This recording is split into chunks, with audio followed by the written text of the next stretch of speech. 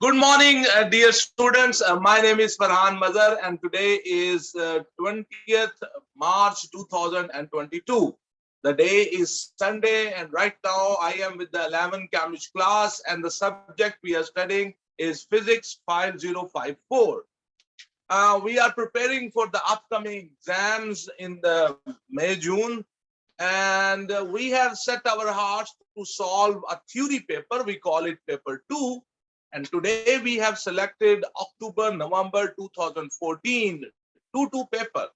This theory paper or this paper 2 belongs from the zone 2, or you can say variant 2. In this session, in this video today, we are going to solve the section A of this paper. The section B of this paper we will solve in another video. So let's start today's paper. We are going to attempt the section A of 2014 2 paper. So let's start.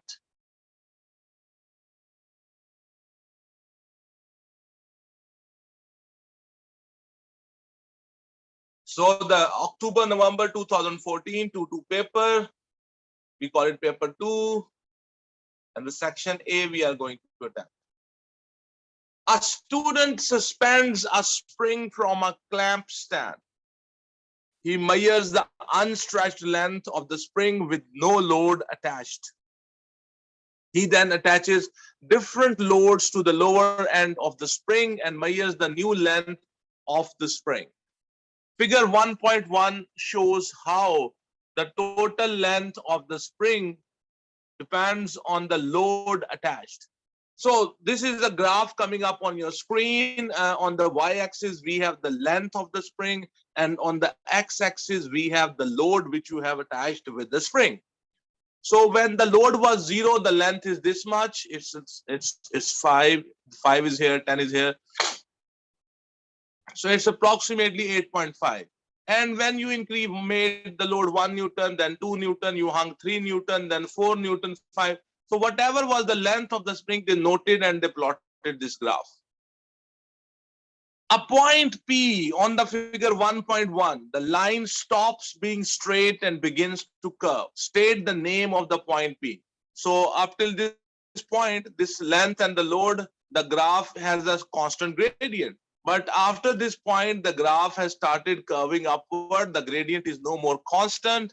The graph is no more a straight line. It has become a curve and it's bending upward, which means that the length, the increase in the length is more, and it has become easier to extend. So this point P is called limit of proportionality. This point P is called limit of proportionality. Okay. So you write here limit of proportionality. Then the B first part is using the figure 1.1, determine the unstretched length of the spring. You see, unstretched length of the spring means when the load is 0, what is the length? So let me increase the size so you can see it more clearly. So you can see here. So it's 5, this will be 6, this will be 7, this will be 8, this will be 8.5, and this will be 9. So when the load is 0, the length is 8.5 centimeter, and that is the unstretched length. We call it L naught. So the unstretched length will be 8.5 centimeter. He says, calculate the extension of the spring for a load of 4 Newton. Okay. So for the load of 4 Newton, let me show you. So here is the 4 Newton. From here, you will go to your graph and check what is the length. So from 4 Newton, it is 15.7, maybe 15.75. Yeah, you can say 15.75 centimeter. So the length when the load is 4 Newton is 15.75, and the unstretched length is 8.5 centimeter. So the extension at the 4 Newton will be, remember this formula, extension is L minus L naught. The extension is L minus L naught. So we will apply that formula. So limit of proportionality, the unstretched length L naught is 8.5 centimeter. the length at the 4 Newton load is 15.75 centimeter. So the extension will be L minus L naught. That's the formula for finding the extension. And that will be 15.75 minus 8.5, and that will be 7.25. So the extension is 7.25 centimeter. So I hope you understand. So let's look at the marking scheme. Let's look at the marking scheme. Our answers are right. Yeah, the 8.5 limit of proportionality, 8.5, 7.1 to 7.3 centimeters. So our answers are right. Okay, so the next question is, the student attaches a small block of wood to an identical spring. The extension of the spring is 2.7 centimeter. The gravitational field strength G is 10 Newton per kg. Calculate the mass of the block of the wood. Now, they have attached a block of wood, and they have noticed that the extension is 2.7 centimeter. So the length at this load will be L naught plus the extension. L equals to L naught plus extension.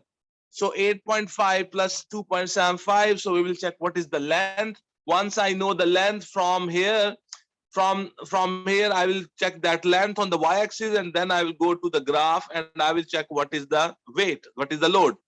And then I will convert that weight into the mass. So let me show you my solution. So L will be equals to L naught plus the extension, 8.5 plus 2.7. So the length of the spring when you hung that wooden block is 11.2 centimeter. So from the graph, I will check what is the load for the 11.2 centimeter length. And from the graph, I noted that the load will be 1.5 Newton. So it means that the weight of the wooden block is 1.5 Newton. So I can convert the weight into mass. The formula is W equals to mg. M will be equals to W by G. 1.5 Newton is the weight, and the G value is 10 Newton per kg. So your answer will be 0.15 kg. So 0.15 kg multiplied with 1000, you will get 150 gram. So I hope you understand. 150 grams. So let's have a look at the, it says the answer will be from 148 to 152 grams. So our answer is right. So we are done with the question number 1. Okay, so are we done? Yeah, we are done. That was a 2-mark question. Okay, in hospitals, doctors and nurses operate taps with their elbows in order to avoid contamination. The figure 2.1 shows a hospital tap with a long handle. So here is the axis, and this is the lever, the handle, and this length is 0.18 meter. And here they, with their elbow, they apply force, and this handle can move left and right to open the tap and close the tap. A nurse applies a force of 2.5 Newton at a point X on the handle. 0.18 meter from the axis of the tap. Calculate the maximum moment about the axis that this force can produce. So, the moment is equals to the force applied multiply the perpendicular distance between the line of action of the force and the pivot. And here, if she applied a force here like this in this direction, 2.5 Newton force, and the moment arm is this 0.18 meter. So I can very easily calculate the moment produced, and that will be F multiplied D, and F will be 2.5 Newton, and the D will be 0.18 meter. And I can calculate the moment. It's a simple calculation. Calculating the moment, or we call it the turning effect, or we also call it torque. So the moment is F multiplied D equals to 2.5 multiplied 0.18, and the answer will be 0.45 Newton meter. So that was the A part. So let's check the answer. Our answer is 0.45 Newton meter. That is the right answer, sir. Then he says the moment produced by the nurse is less than this maximum value. Suggest one reason why this is so. You see, if she has applied the force exactly perpendicular to this handle, then this much moment will be produced.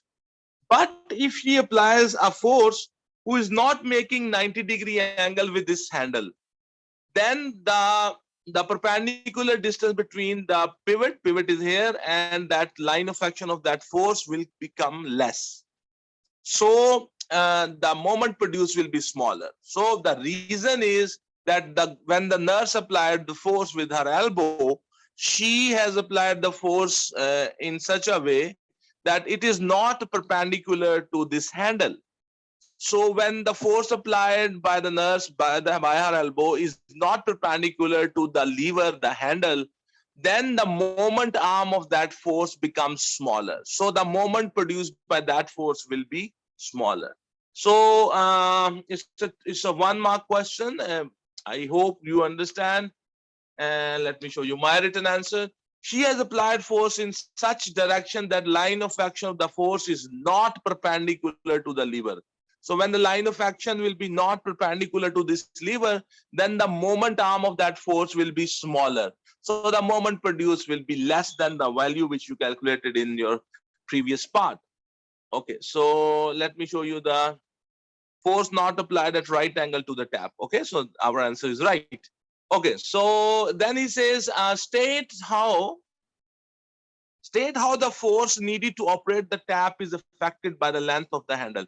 You see, the longer the length of the handle, the longer will be the moment arm, and less force will be required to operate the tap.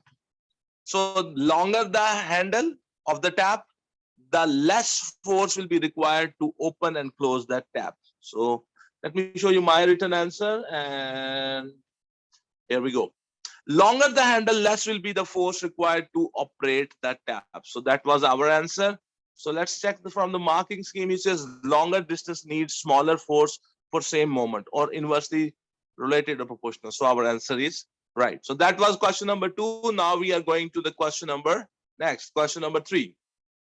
Figure 3.1 shows a helium cylinder being used as at a fun fair to inflate balloons that float in the air.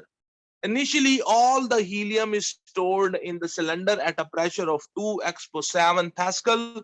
When no more balloons can be filled, all the helium occupies a total volume of 1.8 meter cube and is at a pressure of 1 expo 5 Pascal.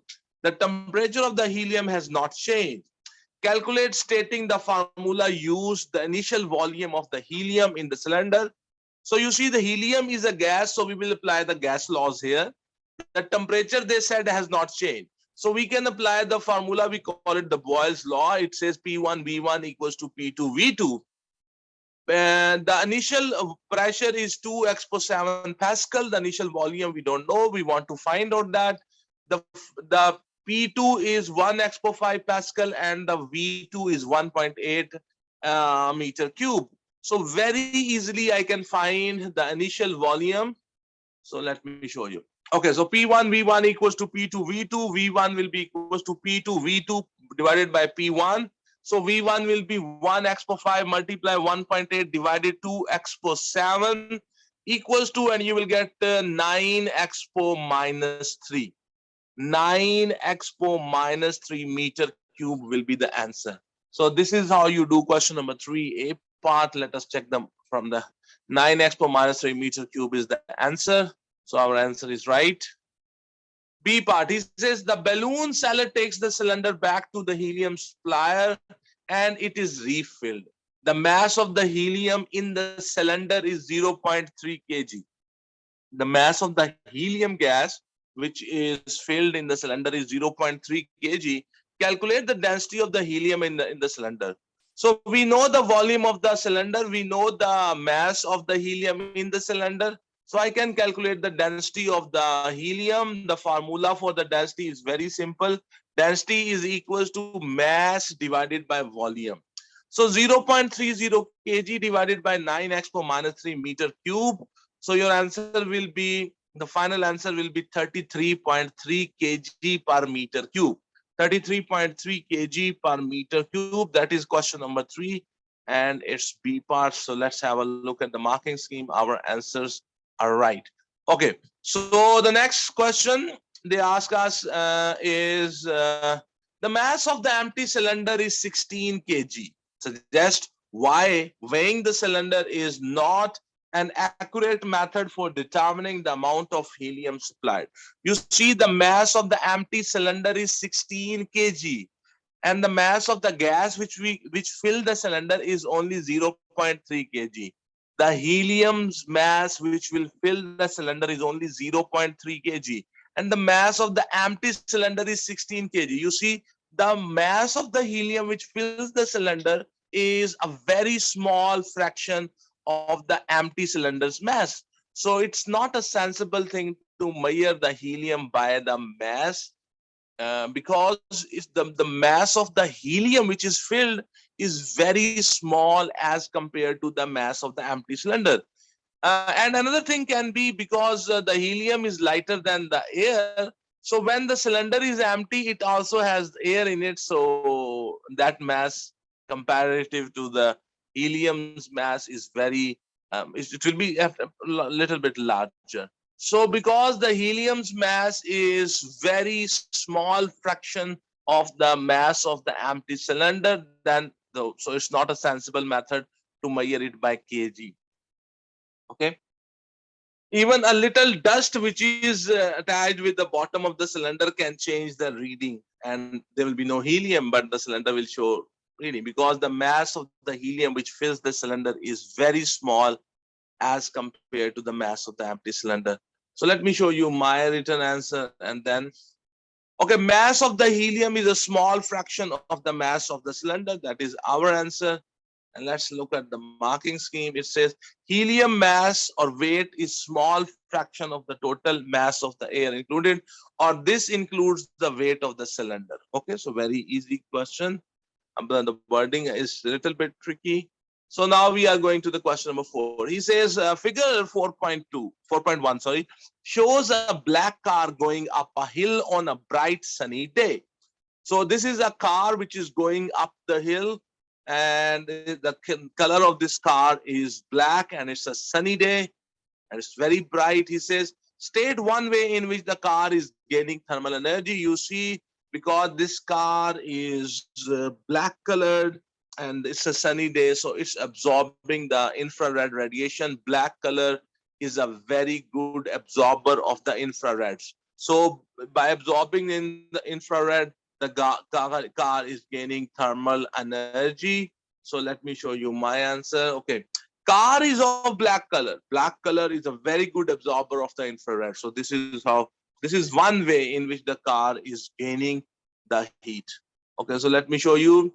Heat gained from burning the fuel or combustion or friction between the moving parts with air road or from the radiation of the sun. I gave this the last one.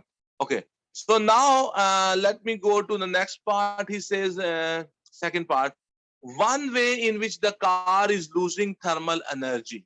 You see, this car is losing thermal energy. It has a radiator which is used to lose the heat, and another way is there is an exhaust, and from that exhaust the hot gases are coming out. So these are the few things by which the car is losing thermal energy. So let me show you my answer. It says heat is lost by the whole hot, sorry, I wrote here host. It is supposed to be, sorry. Uh, Here this word is the hot. This word is hot. This word is basically hot.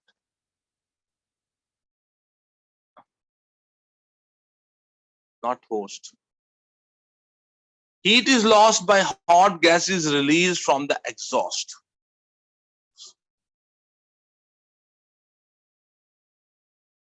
I hope you understand.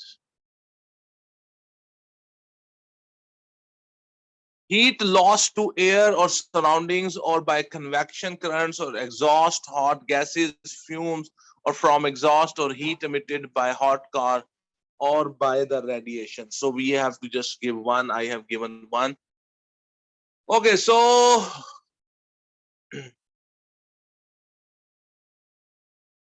the car accelerates up the hill. In addition to the changes in this word is very important, it's acceleration. The car is accelerating basically, and it's going up the hill. Okay. In addition to the changes in the thermal energy of the car, there are other energy changes taking place. Describe the other energy changes occurring as the car moves. Okay. So as the car is burning the fuel has chemical potential energy. So the chemical potential energy is gradually decreasing. The reason is the fuel is being burnt. So the fuel is used. So the chemical potential energy is decreasing, and because the car is going up the hill, it means that it's gaining altitude, it's going up, it's gaining the vertical height. So its gravitational potential energy is increasing, and as the car is accelerating, so it is also gaining kinetic energy. As the car will move faster and faster, it will remove the air in its path, so the kinetic energy of the air which is colliding with the car will also increase. So let me show you the way I have written this answer. And okay, chemical potential energy of the fuel is decreasing, gravitational potential energy of car is increasing, kinetic energy of the air colliding with the car increases. The kinetic energy of the car is also itself is also increasing. So let me show you the marking scheme, and the marking scheme is coming up on your screen. It says at the start chemical energy decreases, or at the start chemical energy to the gravitational potential energy of the car increases, or at the end of the process kinetic energy of the car or air increases. So this is what we are doing. Okay, so we are done with the question number 4. I hope you understand. It says question number 5. A test tube contains a solid wax. The melting point of the wax is 58 degrees centigrade. The test tube is partially immersed in a beaker of boiling water, and the wax melts. A thermometer is placed in the liquid wax at the time t equals to 0. The thermometer reads 90 degrees centigrade, and the test tube is immediately removed from the water. The test tube then cools to room temperature of 23 degrees centigrade. The temperature of the wax changes as it cools to room temperature. On the axis of the figure 1.1, sketch a graph to show how the temperature changes with the time t. Mark on the temperature axis 90 degree, 58 degree, and 23 degree. Okay, so very simple. So they have wax.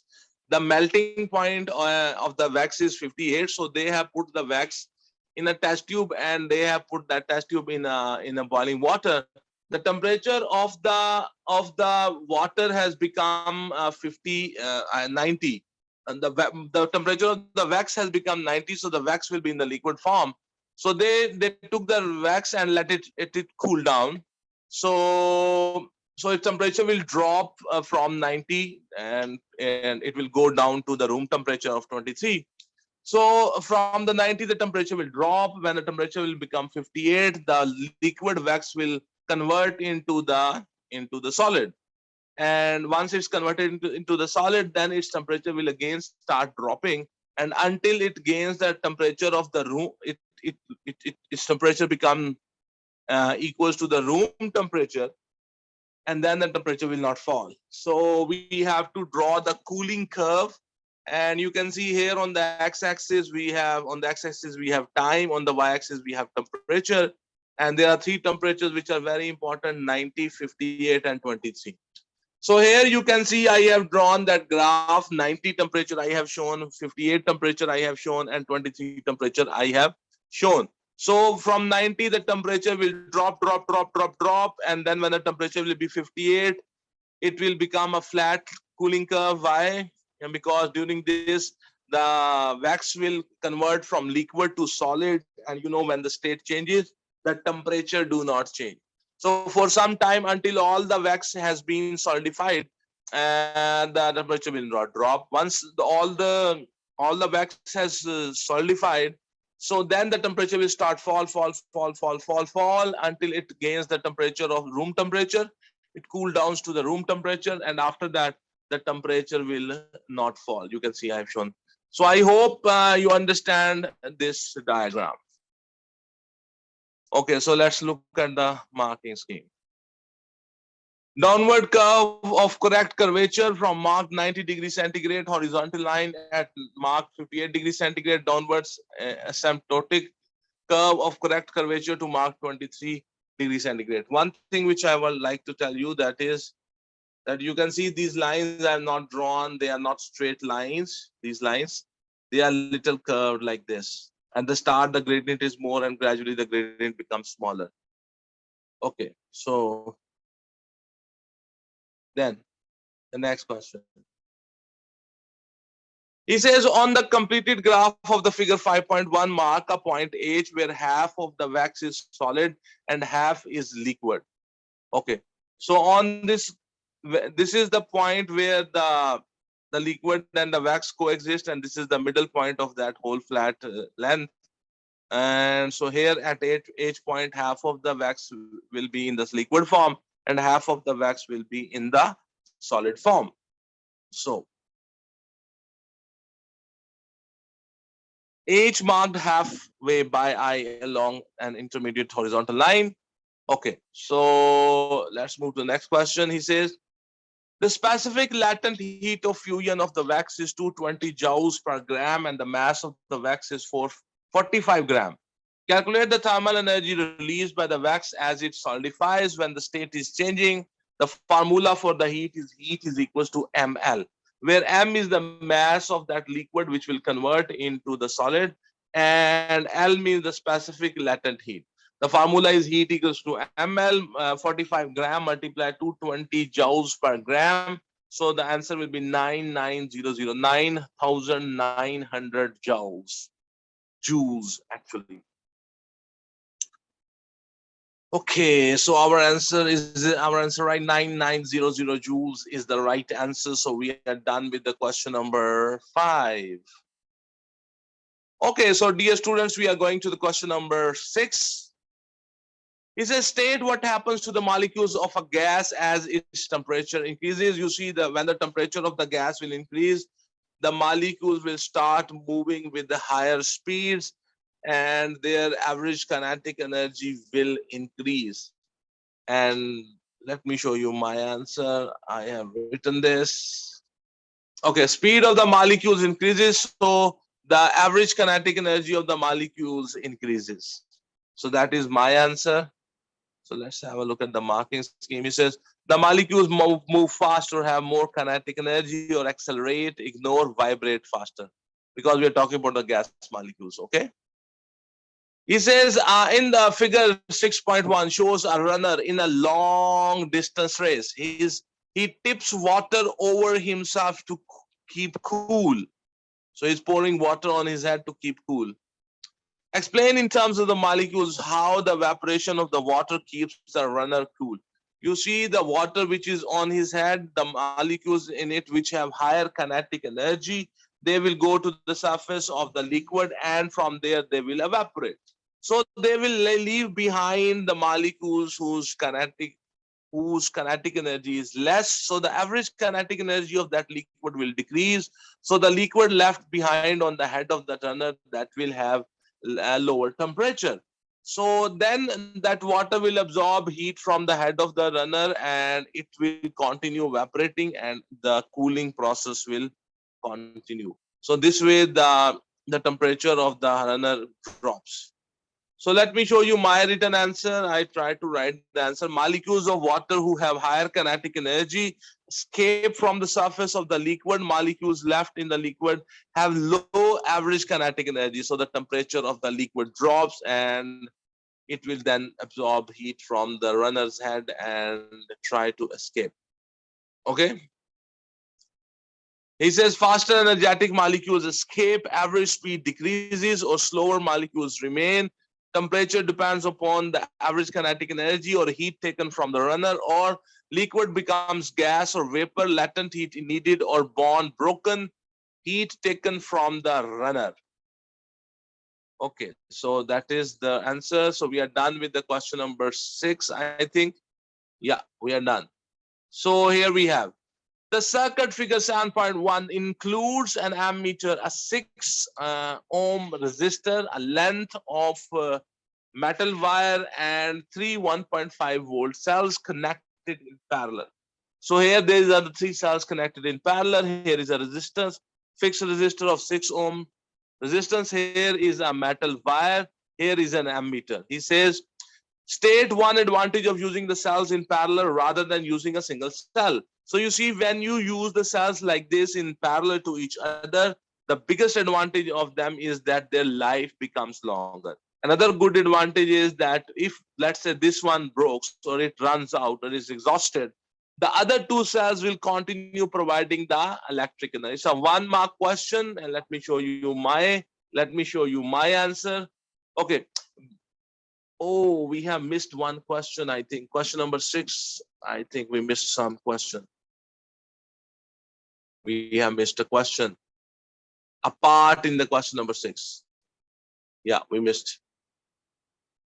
He says, question number, sorry, we have missed a part in the question number 6. And this is question number 6, is B and second part. He says, at one point in the race, a strong breeze blows past the runner and the water evaporates more quickly. So just one reason why the water evaporates more quickly in the breeze. You see, when there is a strong breeze blows, so what happens? The breeze will take away the vapors which have evaporated. So the air which is next to that liquid body, that will not become saturated with the water vapors. So the breeze will take away all the humidity, and the level of the humidity in the air will be less, and so the evaporation will keep on happening quickly. So let me show you my written answer also.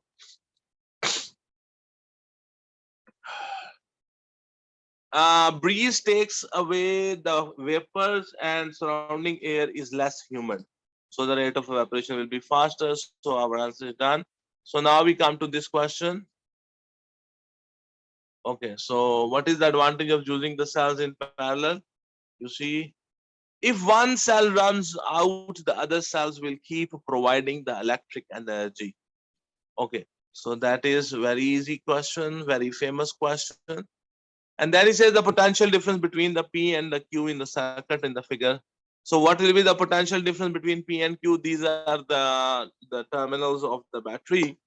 And you know, the cells have been connected in parallel to each other. So their individual, their voltage will not add up. So the voltage will be only 1.5. So the voltage will be 1.5 volt. The EMF or the voltage between the P and Q will be only 1.5 volt. When you connect the cells in parallel, their EMF do not add up.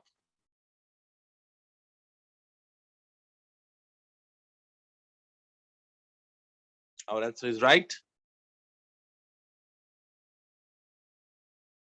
Okay, then he says the ammeter in the figure 7.1 reads 0.075 ampere. Calculate the resistance of the resistance wire. So this ammeter is telling you how much is the reading. 0.075 ampere. This ammeter tells the current coming from the battery is 0.075 ampere. So the current coming from the battery, you remember this formula, the current coming from the battery, the formula is equals to EMF divided by the total resistance of the circuit. So the current coming from the battery is equals to the EMF divided by the total resistance of the circuit. Here there are two resistors connected in series to with each other. So the current from the battery is equals to EMF divided by R1 plus R2. So current coming from the battery is 0.075 equals to the EMF of the battery is 1.5 volt, and R1 is 6 ohm and R2 is the question. So we will cross multiply here. So 6 plus R is equals to 1.5 divided by 0.075. So 6 plus R is equals to 20. So R will be equal to 20 minus 6, and the R will be 14 ohm. So the resistance of that wire will be 14 ohm. So let's have a look at the marking scheme. 14 ohm is the right answer, sir. Okay. So let's move to the next part. He says, the temperature of the metal resistance wire increases. State and explain the effect of this temperature increase on the ammeter readings. Try to understand this idea. If the temperature of this metal wire will increase, its resistance will increase. When the resistance of the metal wire will increase, the resistance of this whole circuit will increase. When the resistance of this whole circuit will increase, the current coming from the battery will decrease, and the reading on the ammeter will drop. It will decrease. So let me show you my answer, which I have written. Temperature rises, this will increase resistance of the wire and the total resistance of the circuit also. So the current from the battery will decrease. So the reading on the ammeter will also decrease. So hopefully you understand. He says decrease resistance of the wire increases. So we are going to the next question. The next question coming up on your screen is figure 8.1 shows the structure of a simple alternating AC generator. So here you have two magnets, North Pole, suppose South Pole. Here you have the coil, and this coil is connected with these slip rings. These are the two slip rings of the generator. And these are the carbon brushes. From here, the current is going out. So this is a simple structure of the AC generator. He says, on the figure 8.1 label the coil of the generator with the letter C, the slip rings with the letter S, and the carbon brushes with the letter B. So very simple, you have to, so this is the coil. So I put a C here. These are the two slip rings. I put S on one of them. And these two, these are the carbon brushes. So I put B here. So that is the first part of the question number 8. So then he says the AC generator is operating and the arrow on the figure 8.1 shows the direction of the rotation. Explain how there is an electromotive force EMF between the two output terminals. The coil is basically rotating. Here the coil is rotating, you can see clockwise. And when the coil rotates and it's in the magnetic field, and when it rotates, it cuts through the magnetic lines. So the flux passing through the coil changes due to the changing magnetic flux passing through the coil.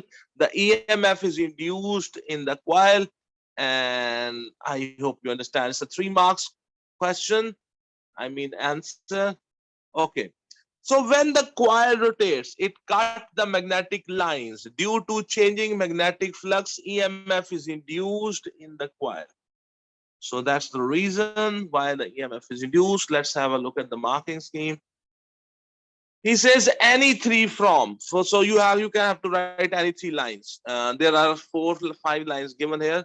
Magnetic field between the poles. Coil, wire, cut, field, flux or field, flux, cut, coil, wire or field, flux changes. Electromagnetic induction. Brushes rub against in contact with the rings. Okay. So I don't know what's the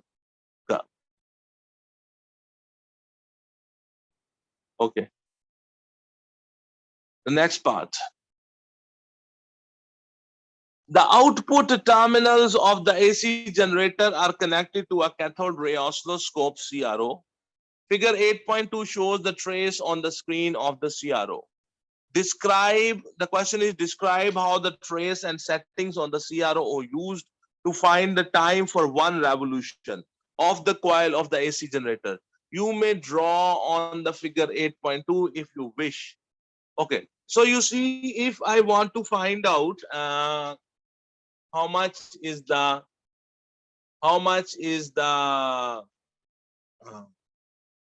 the time period of one revolution. So on the display of the CRO, I will take how much on the x-axis is how many squares or divisions it takes on the x-axis to complete a wave. So from here to here, a wave is completed. So on the x-axis, this will be the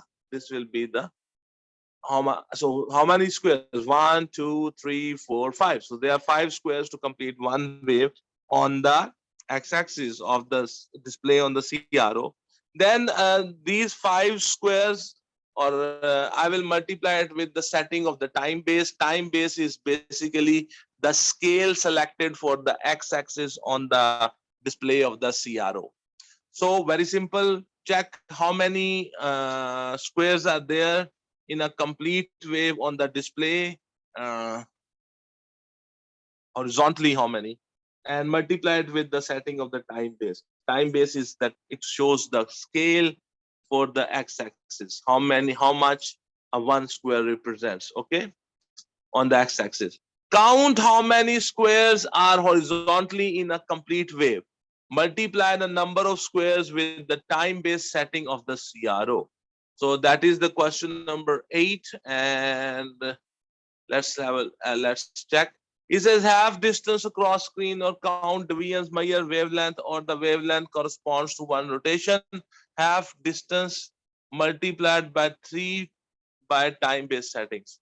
Okay, so check how much is the distance for the complete wave. Okay, and just multiply it with the setting of the time base. You will get the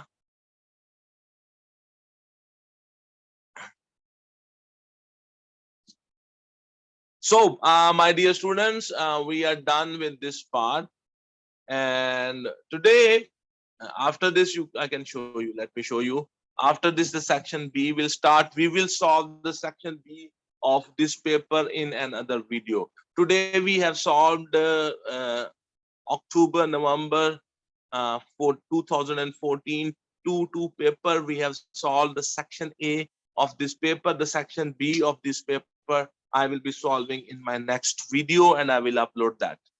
So I hope that this video will help you to understand and to grasp the concepts of the physics. If you think that this video is helping you to understand the physics and it's helping you to improve your answering skills, please do like this video. Also share the link of this video into your Facebook accounts, onto your Instagram accounts, onto your Twitter accounts, and also onto your Google Classroom accounts. So it's a great pleasure for me to teach you online. So keep working hard for the upcoming exams and improve yourself in this subject. So, and keep watching my videos. So thank you very much, everybody. Have a good day, and God bless you all.